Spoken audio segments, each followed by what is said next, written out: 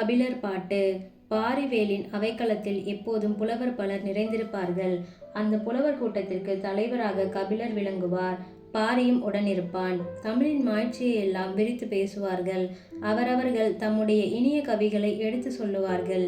பாரிவேலின் புகழை பாட்டில் அமைத்து பாடுவார்கள். கபிலர் பாரியின் புகழை பல வகையில் பாடி மகிழ்ந்தார்.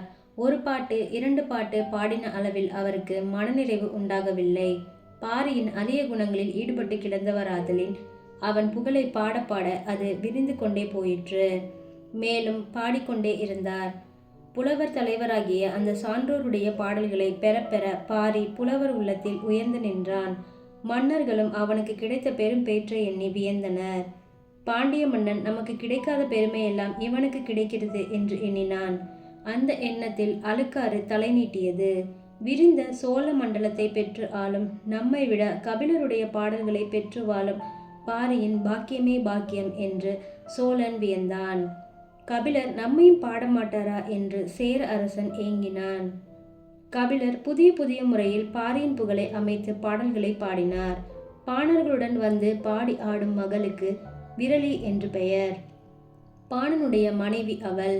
அவளை பார்த்து நீ இன்ன செல்வரிடம் சென்று பாடினால் உனக்கு பரிசில் தருவான் என்று பாடுவது ஒரு முறை. இதை விரலியாற்றுப்படை என்று சொல்வார்கள்.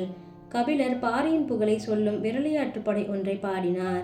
உலகில் உள்ள செல்வர்கள் எப்போதுமே தம்மை அணுகும் இரவலருக்கு கொடுத்து கொண்டே இருப்பார்கள் என்று சொல்ல இயலாது. சில காலம் கொடுப்பார்கள், சில காலம் கொடுக்காமல் இருந்து விடுவார்கள். பாரி அத்தகவியன் அல்லன். அவன் எப்போதும் கொடுப்பவன். எந்த சமயத்தில் போனாலும் இல்லை எண்ணாது ஈயும் வல்லல். இந்த செய்தியை கபிலர் தம் பாட்டிலே சொல்ல வருகிறார். இதை அப்படியே சொல்லவில்லை, குறிப்பாக சொல்கிறார். கவிதையில் ஒரு பொருள் குறிப்பாக அமைந்திருந்தால் அதன் சுவை மிகுதியாக இருக்கும். விரலியே, நீ பாரிவேலிடம் சென்று பாடினால் அவன் உனக்கு நல்ல பொன்னாபரணங்களை தருவான். அவற்றை நீ அணிந்து மகிழலாம் என்று சொல்கிறார். இப்படி சொல்வதில் சுவை தோன்றாது. மற்ற இடங்களில் செல்வர்கள் கூடவும் குறையவும் தருவார்கள், தராமலும் இருப்பார்கள். பாரி எப்போதும் தருவான் என்ற கருத்தையும் பொருத்த வேண்டும். சுனைகளில் சில காலம் நீர் இருக்கும், சில காலம் குறையும். மழை பெய்தால்தான் அவற்றில் நீர் நிரம்பி இருப்பதை பார்க்கலாம். ஆனால் பாரியின் பரம்பு மலையில் மழை பெய்தாலும் பெய்யாவிட்டாலும் அருவி எப்போதும் நீரோட்டம் அறாது வீழ்ந்து கொண்டே இருக்கும் என்பதை இணைத்து பாடினார். செல்வர்கள் கொடுத்தாலும் கொடுக்காவிட்டாலும் பாரி கொடுப்பான் என்பதையே அவனுடைய மலையில் உள்ள அருவியை வர்ணிப்பவரைப் போல குறிப்பாக சொல்லிவிட்டார் புலவர். சேயிலை பெருகுவை வாழ்நுதல் விரலி தடவுவாய் கழித்த மாயுதல் குவளை வண்டுபடு புதுமலர் தன் சிதற்களாவ பெய்யினும் பெய்யாதாயினும் அருவி கோல்வுழு வியன்புல துளைக்களாக மால்புடை நெடுவரை கோடுதோர் எளிதரும் நீரினும் இனிய சாயல் பாரி வேற்பாடினை செலினே. ஒளியையுடைய நெற்றியை பெற்ற விரலியே, சுனையில் தலைத்து வளர்ந்த நீல நிற இதழுடைய குவளையின் வண்டு வந்து மொய்க்கும் புதுமலரில் தண்ணிய நீர்த்துளி கலக்கும்படியாக மழை பெய்தாலும் பெய்யாவிட்டாலும் அருவியானது கொள்ளுக்காக உழுத விரிந்த நிலத்தினருக்கு வாய்க்காலாக தேனெடுப்பதற்காக சாத்திய ஏணிகளை உடைய உயர்ந்த மலைச்சாரர் பக்கந்தோறும் இறங்கி வரும். அப்படி வருகிற நீரை காட்டிலும் இனிய மென்மையுடைய பாரிவேலிடம் பாடிக்கொண்டு சென்றால் செம்பொன்னாலான அணிகலன்களை பெறுவாய் என்பது இதன் பொருள். ஒரு நாள் புலவர் பலர் கூடியிருந்த சபையில் பாரியை பற்றிய பேச்சு வந்தது. வெளிநாட்டில் இருந்து சில புலவர்கள் வந்திருந்தார்கள். அவரவர்கள் தங்கள் தங்கள் அனுபவத்தை எடுத்து சொன்னார்கள். கலைஞரும் கவிஞரும் தம்முடைய ஆற்றலை காட்டி பரிசு பெற்ற செய்தியை சொன்னார்கள். பாரிவேல் புலவர்களையும் அறிவுடையோர்களையும் நல்லவர்களையும் ஆதரிக்கும் பெருவல்லல். இவனை போல் வரிசை அறியும் வல்லலை நாங்கள் எங்கும் கண்டதில்லை என்று சிலர் கூறினார்கள். தன்னிடம் வருகிறவர்களை நல்லவர்கள் என்றோ கலையில் வல்லவர்கள் என்றோ ஆராய்ந்து கொடுக்கும் இயல்பு பாரியினிடம் இல்லை. வறுமையில் உழல்பவர்கள் யாரானாலும் அவர்களுக்கு வழங்குவது பாரியின் வழக்கமாகிவிட்டது என்று கபிலர் கூறினார். அதற்கு உவமையாக சிவபெருமானை எடுத்துரைத்தார். நல்ல நிறமும் மனமும் உள்ள மலராக தேர்ந்து பறித்து தெய்வங்களுக்கு பூசை செய்வார்கள் அன்பர்கள். சிவபெருமானோ மனமுள்ள மலரானாலும் மனமற்றதானாலும் ஏற்றுக்கொள்கிறான். எருக்கம் பூவே ஆனாலும் எனக்கு வேண்டாம் என்று சொல்லாமல் ஏற்றருள்கிறான். பாரியும் அத்தகையவனே. கலையறிவு இல்லாதவரானாலும் தாம் கற்ற கலையில் போதிய வன்மை படையாதவரானாலும் அவனை அணுகினால் ஏதாவது பெற்றே செல்வார்கள். பாரியின் வல்லன்மை அத்தகையது என்று தம் கருத்தை விளக்கினார்.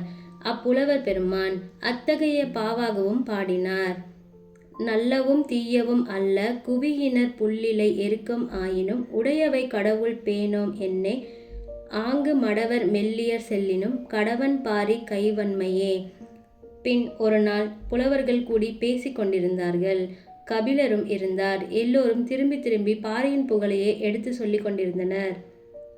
பாரி முல்லைக்கு தேர் ஈந்ததை ஒருவர் பாடினார். அவன் இனிமையாக பேசுவதை ஒருவர் பாராட்டினார். தன்பால் வந்தவர்களுக்கு வரையறையின்றி வழங்குவதை வேறு ஒரு புலவர் புகழ்ந்தார்.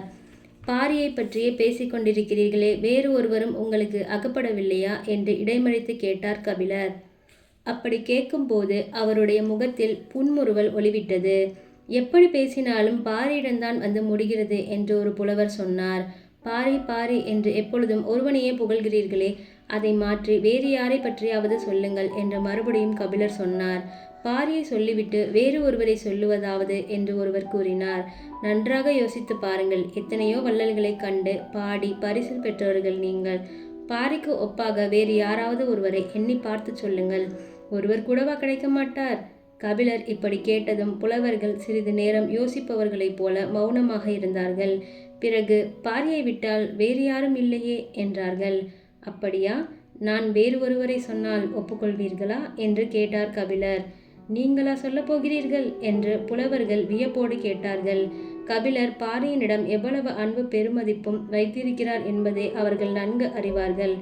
அதனால்தான் அப்படி கேட்டார்கள். ஆம், நான் தான் சொல்லப் போகிறேன். எப்போது பார்த்தாலும் பாரி பாரி என்று பலப்படியாக புகழ்ந்து ஒருவனையே புகழ்கிறீர்கள். சென்னா புலவர்கள். பாரி ஒருவன்தானா உலகை காப்பாற்றுகிறான்? கபிலர் பேச்சை முடிக்கவில்லை. வேறு யார் இருக்கிறார்கள்? சொல்லுங்கள் என்று பரபரப்பாக புலவர்கள் கேட்டார்கள். பாரிக்கும் அவருக்கும் பெயரில் ஓரெழுத்துத்தான் வேறுபாடு. உலகு புறப்பதற்கு மாரியும் இருக்கிறதே, அதை மறந்து விட்டீர்களே. பாரி ஒருவன் மாத்திரம் அல்ல, மாரியும் உலகு புறக்க இருக்கிறதே. பாரி பாரி என்று பல ஏத்தி ஒருவர் புகழ்வர் சென்னா புலவர். பாரி ஒருவனும் அல்லன், மாரியும் உண்டு ஈண்டு உலகு புறப்பதுவே. புலவர்கள் கபிலருடைய சதுரப்பாட்டை நினைத்து மகிழ்ந்தார்கள். எங்களை ஏமாற்றிவிட்டீர்கள். உலகத்தில் உள்ள வள்ளல் யாரையோ சொல்ல போகிறீர்கள் என்றல்லவா எண்ணினோம். பாரியின் புகழை நாங்கள் எல்லாம் சொல்வதை விட நீங்கள் எவ்வளவோ அழகாக சொல்லிவிட்டீர்களே என்று பாராட்டினார்கள். ஆம், கபிலர் பாரிக்கு ஒப்பு மாரியை அன்றி வேறு யாரும் இல்லை என்பதையே சமர்க்காரமாக சொன்னார். புலவர் உலகம் அவர் பாடிய முறையைக் கண்டு ஆனந்த கூத்தாடியது. வியப்பாகுமா?